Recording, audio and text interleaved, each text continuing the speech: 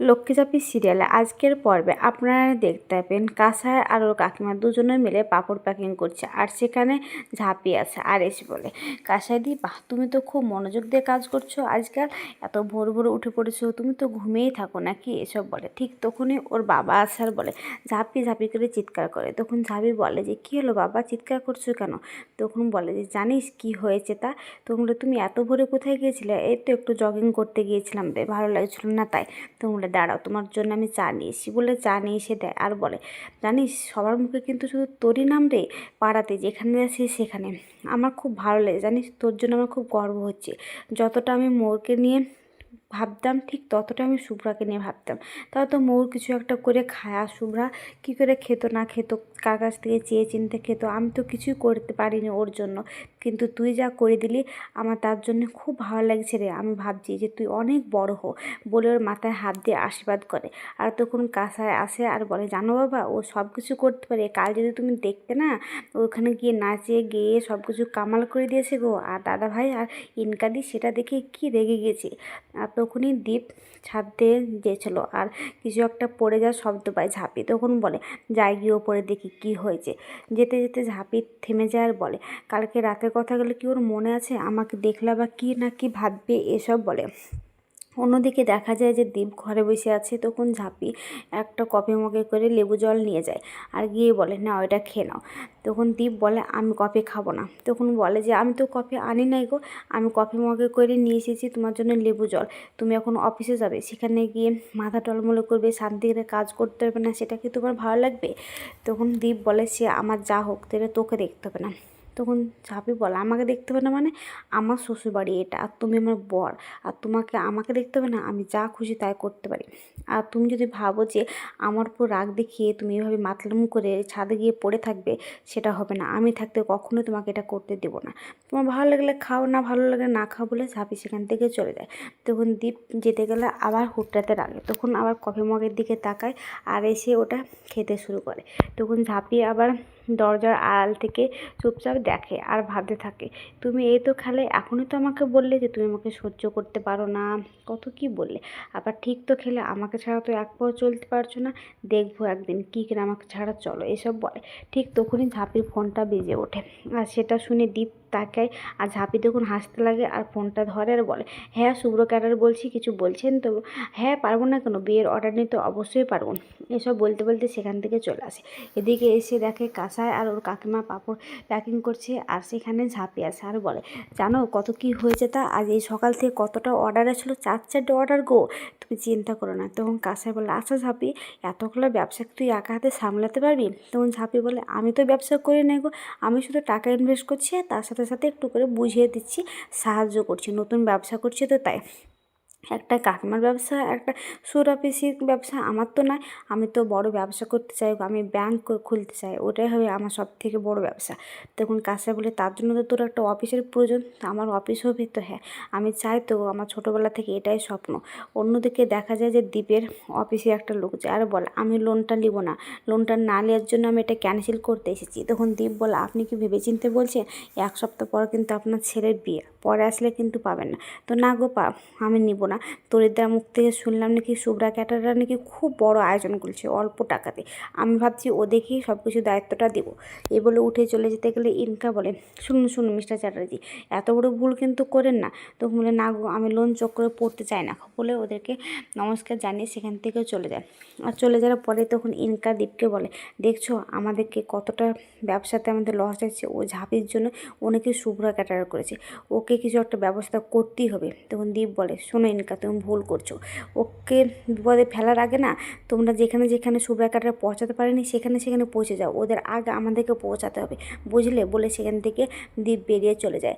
আর তখন রনিত বলে, আমি কিছুতেই ঝাঁপিকে আমি বড় হতে দেব না, দরকার হলে আমি ওই ব্যবসাতে আগুনও লেগে দিতে পারি। তুমি ইনকা বলে, ভুলে যাচ্ছ রনিত, ওটা কিন্তু তোমার মায়ের ব্যবসা, তাই তো আমি কিছু করতে পারছি না। তখন বলে যে, আমার বিপদে যে আমাকে ঠেলে দেয়, তখন না আমি তার কি হলো না হলো সেটা যদি আমার মাও হয়, আমি কিন্তু ছেড়ে কথা বলবো না, আমি তার ওই ব্যবসাতে আগুন লাগিয়ে দেবো। তখন ইনকা বলে, শোনো, ব্যবসাতে আগুন লাগিয়ে দরকার নেই গো, বিষ মিশিয়ে যদি দাও তাহলেই তো হবে। তখন ও বলে, ঠিক আছে। এদিকে দেখা যায় যে বিয়ে বাড়িতে সব কিছু আয়োজন শুরু হয়ে গেছে আর সবাইকে খাইতে বসে দেওয়ার জন্য বসেছে। আর ঠিক তখনই ঝাঁপি ওখানে আসে আর বলে, কি গো হলো রান্না করা? তো দেখছি হওয়ার মধ্যে। বলে ঝাঁপি সেখান থেকে চলে গেলে একটা ছেলে আসার বলে, এখনও হয়নি আপনাদের? তো না। তখন তেলের বাটিটা ইচ্ছা করে ফেলে দেয় ছেলেটা, আর ওরা তেলটা মুছতে গেলে খাবারে বিষ মিশিয়ে দেয়। আর তখন যেতে গেলে ঝাঁপি সেখানে আসার এসে বলে, আপনারা এখানে কি করছেন মাংস রান্না করা বাদ দিয়ে? তো দেখুন না, এই ছেলেটা এসে তেলটা ফেলে দিল। ঠিক আছে, আপনারা এই কাজটা করুন। তখনই ঠিক ওখানে শুভ্রা আসে আর বলে, নাও তাড়াতাড়ি করে ডাল মাংসটা নিয়ে চলো আর মাছটা, তারপরে মাংসটা নিয়ে যাবে। এই এক এক করে সব কিছু নিয়ে যায়। এদিকে ওই ছোড়াটা এসে রনিতকে ফোন করে আর বলে, তোমার কাজ হয়ে গেছে গো রনিতা। তো রনিত বলে, সত্যি বলছিস তো? হ্যাঁ। তখন ফোনটা কেটে দিলে ইনকা বলে, কি বললো তোমার লোক? তো কাজ হয়ে গেছে। এবার দেখো, শুধু ব্যবসা তো লাটে উঠবে, তার সাথে কিন্তু ঝাঁপি হয়েছে জেল কাস্টডির হতে পারে, ওকে কেউ বাঁচাতে পারবে না, মানুষ খুনের দায়ে। এইসব কথাগুলো বলতে থাকে। এদিকে ঝাঁপি আর শুভ্রা তাড়াতাড়ি করে মাংসটা নিয়ে যাওয়ার জন্য আর বলে, হ্যাঁ তাড়াতাড়ি করে নিয়ে যেতেই হবে। এদিকে বলে, মাংসটা তুলো। তখন হাতাতে করে মাংসটা তুলে আর তখন একটা ক্যারারকে দেয় আর সেটা নিয়ে যেতে যায়। আর ঠিক তখনই সেখানে দীপ চলে আসে আর দীপ এসে বলে, এই মাংসটা নিয়ে যাওয়া হবে না। তখন ঝাঁপি বলে, তুমি কি বলছো? মাংসটা নিয়ে যাওয়া হবে না মানে? তো হ্যাঁ, এই মাংসটা কিছু একটা মেশানো আছে, এই মাংসটা রাখো আর একটা আড়ালের জায়গায় রাখো, কেউ যেন না দেখতে পায়। তখন ঝাঁপি বলে, কী আছে এটাতে? তখন বলে যে লবণ বেশি হয়ে গেছে, দাঁড়াও আমি দেখছি। বলে দেখতে গেলে বলে, ঝাঁপি কী করছিস সেটাতে? আমি বলছি তো এটাতে কিছু মেশানো আছে। তো কী মেশানো আছে? কে মিশিয়েছে আমাকে বলো। তখন দীপ বলে, এসব কথা বাদ দে, আগে দেখ যে এখনকার মতো কী করে ম্যানেজ দিবি, আগে খেতে বসে পড়েছে। তখন ঝাঁপি বলে, এত তাড়াতাড়ি কী করে ম্যানেজ দেবো? তখন দীপ ওর পকেট থেকে টাকা বের করে একটা ছেলেকে দেওয়ার বলে, তাড়াতাড়ি পোলট্রির মাংস নিয়ে এসে কাটাও আর রাতে রান্না বসাও। তখন ঝাঁপি বলে, এত তাড়াতাড়ি কী করে হবে গো? এসব বলে। তখন ঝাঁপি বারবার দীপকে জিজ্ঞেস করলে দীপ ভাবতে থাকে যে রনি তো এইসব কথাগুলো বলছিল আর রনিতই তো এইসব কাজগুলো করেছে। তখন দীপ আবারও ঝাঁপিকে বলে, ঝাঁপি তুই এখন এসব বাদ দে, যেটা করতে হবে আমাদেরকে তাড়াতাড়ি করে সেটা কর। তখন বলে, দাঁড়াও শুভ্রা পিসিকে ডেকে আনি। বলে শুভ্রা পিসিকে ডেকে নিয়ে আসে আর এসে বলে যে, কী হলো রে, মাংসতে নাকি কিছু মিশানো আছে আর সবাই দিকে খেতে বসে পড়েছে, আমি এখন কী করবো? আমার ব্যবসাটা কি তাহলে হবে না রে? আমার ব্যবসাটার দিকে কার নজর লাগলো? এসব বলে। তখন দীপ বলে যে, তুমি একদম চিন্তা করো না, সব কিছু ঠিক হয়ে যাবে, আমি আছি তো নাকি? তখন বলে যে, ঠিক আছে, এই মাংসটা আগে এদিকে সরে রাখ। তখন ঝাঁপি বলে, এত তাড়াতাড়ি মাংস নিয়ে কী করে রান্না করে দেওয়া যাবে? তখন ঝাঁপি একটা কথা ভাবতে থাকে আর বলে, ঠিক আছে, একটা প্ল্যান আমি পেয়ে গেছি। এতটা মাংস একমাত্র একটা বিয়ে বাড়িতেই পাওয়া যায়, তাহলে সেই বাড়ি থেকে আমাদেরকে মাংসটা উঠে আনতে হবে। তখন দীপ বলে, তুই কী বলছিস, মাংসটা চুরি করে নিয়ে আসতে হবে? তো হ্যাঁ। আর ওই মাংসটা আনতে আনতে তখন দীপ বলে যে, ঠিক আছে দেখছি। আর ঝাঁপি বলে যে, হ্যাঁ ওখান থেকে আনতে হবে। তখন দীপ বলে, চুরি করে? তো দরকার হলে তাই আনতে হবে, তারপর আমরা রান্না করে আবার ওই বাড়িতে দিয়ে চলে আসবো আর আমরা বাদ বাকি মানুষটা তখন খেতে পারবে। তখন তাতাকেও বলে, তখন সব কিছু বলবে শুভ্রা পিসি, তুই তার আগে দুটো ছেলেকে নিয়ে আর দুটো নৌকা নিয়ে চলে যা মাংসটা আনতে, আমিও আসছি। তখন ঝাঁপি সেখানে যেতে গেলে দীপের দিকে তাকায় দীপকে বলে, তুমি যাবে? তখন দীপ বলে, হ্যাঁ গেলেই হয়, চল তাহলে যাচ্ছি। এ বলে তখন ওরা দুজনে সেখান থেকে চলে যায়। আগামী পর্বে দেখতে হবে যে ঝাঁপি বারবার করে দীপকে জিজ্ঞাসা করছে কে এটা করেছে, কিন্তু কিছুতেই না বলে। তখন দীপকে ও শুভ্র পিসি বলছে, আমাকে বল কে আমার এই কাজটা করেছে, আমার জন্য কে এতটা অঘটন ঘটাচ্ছে, আমার মাথায় হাত দিয়ে বল, আমার কিন্তু দিব্যি থাকলো দীপ। এইসব বলে, কিন্তু দীপ কিছু বলার আগে ঝাঁপি পৌঁছে যায় রনিদের কাছে আর সেখানে গিয়ে বলে, এত বড় ক্ষতি করতে তোমার বিবেক বাঁধলো না? নিজের মাকেও তুমি ছাড়লে না কেন গো? তুমি এতটা বেমান কী করে হতে পারে? এবার দেখবে তুমি কী করবো আমি তোমার অবস্থা। তখন ইনকা বলে, আমরা যেটা করেছি তার কোনো প্রমাণ আছে?